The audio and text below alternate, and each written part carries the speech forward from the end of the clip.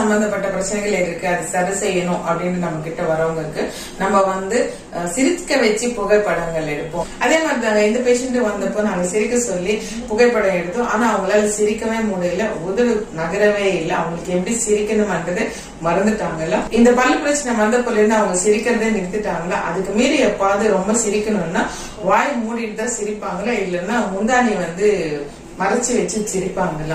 அதனால அவங்களுக்கு சிரிக்கவே தெரியலன்னு சொன்னாங்க. அவங்களுக்கு ஈறு பிரச்சனையால பல்லெல்லாம் ஆடிட்டு இருந்தது, தாடை எலும்பு ரொம்பவே குறைஞ்சி இருந்தது. டென்டல் இம்ப்ளான்ட்ஸும் பண்ணிட்டு அவங்களுக்கு 5 நாளே பல்லும் கொடுத்துட்டோம். இப்போ அவங்க பொண்ணுங்க தான் நீங்க பாத்துட்டு இருக்கீங்க. இப்போ அவங்க சிரிக்கும் போது கை வச்சு மறைக்கிறதோ முந்தானை வச்சு மறைக்கிறதோ பண்றது இல்லைங்க. அவங்க ரொம்பவே கான்பிடென்டா சிரிக்கிறாங்க, நல்ல அழகாவும் ஆயிட்டாங்க.